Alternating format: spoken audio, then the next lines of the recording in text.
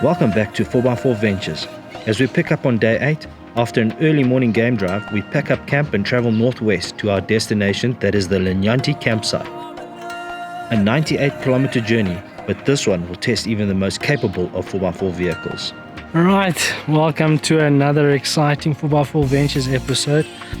For those of you who haven't been watching, this is day 8 on our overland safari through Botswana, but guys, day 8, we left Magotho at about 11:30 this morning and carried on through to Linyanti, which is about 96 kilometers based on Tracks for Africa.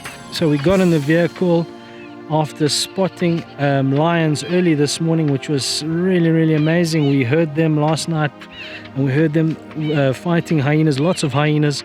So we took a drive out early this morning and we spotted them and they were on a kill, which was really awesome. It looked like it's Sesabi.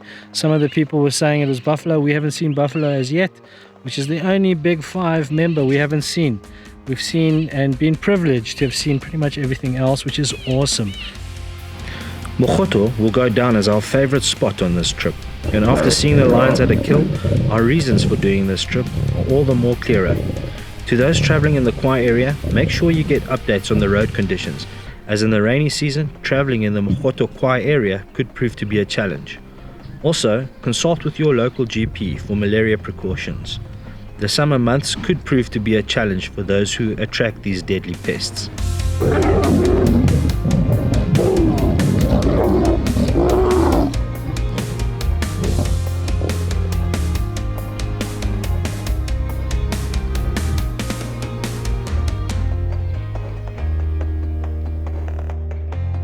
We got in the car and we headed for Linyanti, not thinking too much about it, and needless to say we were quite heavily corrected when we got on the cut line, which is essentially a straight line that divides 2 places, one being the Savuti and the other being Trouble Trust land. So a straight line as it were, but boy was it tough. 96 kilometers, and I think all in all about 75 to 80 kilometers of that is thick sand, and I mean thick. And I've never driven in thick sand with the Ranger before, so it was a massive learning curve. But between first, second and third in 4 high, and it seemed to do the trick. We got through it. We got stuck once, which happens, and yeah, we pulled out the sand tracks and 5 minutes later we were on the road again. So no real big issues, and we got through and we're here at the Linyanti now. Enjoy the visuals. I'll get a bit of footage. It's essentially the Linyanti river, which I believe flows into the Chobe. Set up camp and overlooking the Linyanti, which is really nice. After an adventurous and tough journey on the cut line from Magotho, the Linyanti campsites offer a great stopover for us. Located in the very remote northwestern corner of the Chobe National Park, the Linyanti offers visitors wilderness opportunities away from the seasonal crowds of the Chobe River. As it was a one-night stopover, I feel we didn't see enough of the Linyanti. Wide-spanning views of the Linyanti marshlands make for an impressive sight for all overland adventurers. Man, it has been an awesome trip. The Ranger's done very well, but I think tonight we're going to dip into the jerry cans on top. We've got an extra, I think about 72 liters on the top, so we'll be jumping into that this evening. And yeah, push on through to Ihaha tomorrow and enjoy the drive. Till then, cheers guys. We head into day 9 filled with intrepidations about what awaits us as far as the condition of the road goes. Exiting the Linyanti Reserve, we head for Ihaha Chobe. It is a 133-kilometer trip, but beware the Kalahari sand. Give the trip 3 to 4 hours to do, and remember to stock up on water from the Linyanti campsites. So day 9, welcome to another exciting 4x4 Ventures episode. As we pack up camp and start to prep our route to Ihaha through Tracks for Africa on the Garmin, something I wanted to point out to you that not many of us will think about when setting up a campsite. And we only found this out hindsight, and that is camping underneath a tree like the sausage tree.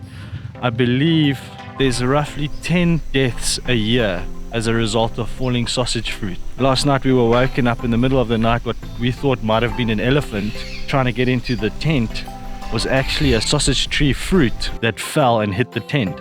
Now you know, it just makes you wonder, it makes you think, you know, choosing a campsite and tent location is so important when you're doing these sorts of things, because an accident like that can happen. So just be mindful of where you set up your campsite, how you set up your campsite, and the position of your chairs in relation to trees. So today we are moving from Linyanti to Ihaha. I believe it's 133 kilometers or so, so it's a good 3.5 hour drive. We enter the Linyanti Reserve and then we trek on through, and hopefully it's not as hard going as it was yesterday, because that was a tough trip. So, and an exciting trip. I mean, it was an adventure for sure. Get those sand tracks, have them ready. We met a couple traveling the world, Roger and Camila, who left for Ihaha an hour before we did. Knowing we were traveling the cut lines to Ihaha Chobe, we should have known we were in for a hard day at the office.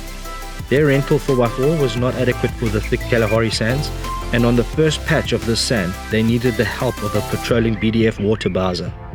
It is these campsite tender trucks that are the main causes for the routes being in the challenging conditions our friends found themselves in. A combination of thick sand and very inset wheel lines will mean that any vehicle traveling these routes will need two things: an increased axle height from larger tires, and two, a very reliable recovery gear consisting of spade, sand tracks, and if possible, a winch with adequate strength. Okay, so we're on our way to Ihaha and we've hit the thick sand. There's no rain that's fallen on the sand to give that little bit of a crust on the top. So it's really hot out, and the sand, if you look behind me, is just killer. And what you'll see is some mates of ours that we met last night have bogged down, so much so that the vehicle's axles and bottom belly is now in the middle manaki, or the middle island of the road that separates the left and right wheel lines. So we've just stopped on semi-hard stuff. We're going to give them a hand. Time to get the spade and let's get them up. Traveling remote roads of similar conditions, I would advise adventurers to always leave as early as possible. However, as our friends soon realized, some roads will always get you. We stopped and helped where we could, but it was the 12,000 pound winch that did the trick.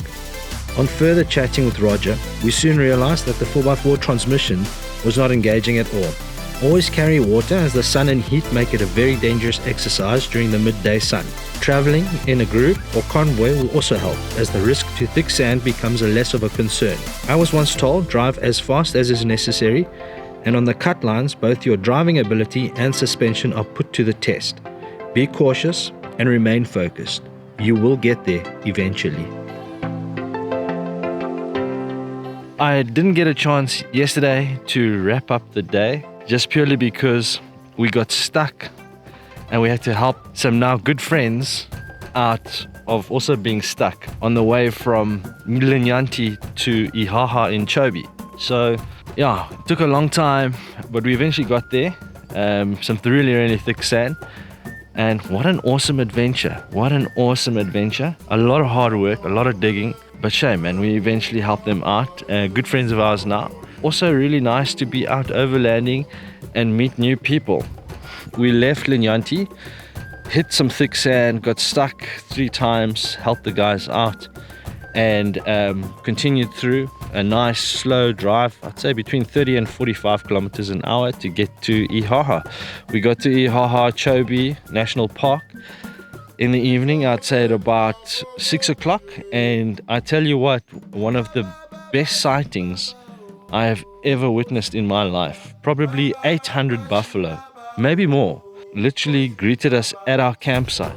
I didn't think you got herds like that anymore, and it was just an amazing sight. Ihaha is situated on the western corner of the Chobe National Park. The campsite overlooks the floodplains of the Namibian Caprivi Strip, and this is a great opportunity for game viewing. We did notice that the Namibian locals herd their livestock quite close to the Botswana's water's edge. The Chobe National Park is Botswana's first national park and is also the most biologically diverse. The Chobe Game Reserve was created finally in 1960 and declared a national park in 1967. To date, the park covers an area of 21,000 square kilometers.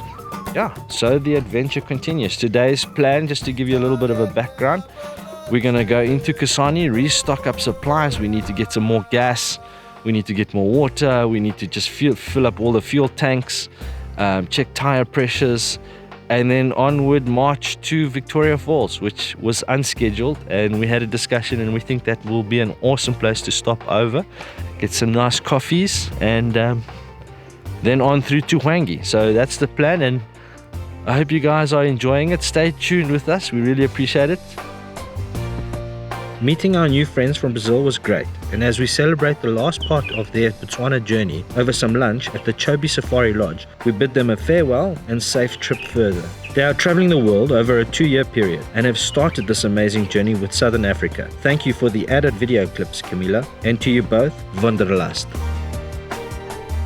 Pete and I leave Kasane after fill-ups, stock-ups and border crossing at Kazangula. We head for Victoria Falls, where we will be staying at the Victoria Falls Backpacker Lodge. Thank you, Trace, for a great stay and your hospitality. Unfortunately, guys, our trip was dealt a complete stop for 2 days as the heavens opened up and the rains fell. So we hunkered down and waited. When the rains cleared, we realized that Hwangi would have to be done on another trip, and so we made the arduous trip southeast to Bulawayo. The road trip is bittersweet. Police are compliant to out-of-country travelers, and this part of Zimbabwe is just so beautiful. After dropping Pete off in Bulawayo, I make my way back to Fourways, South Africa, and choose to drive this route through Botswana, so as to miss the Beitbridge border post. The trip takes me 11 hours, and as I reminisce on this adventure, I find myself planning the next one.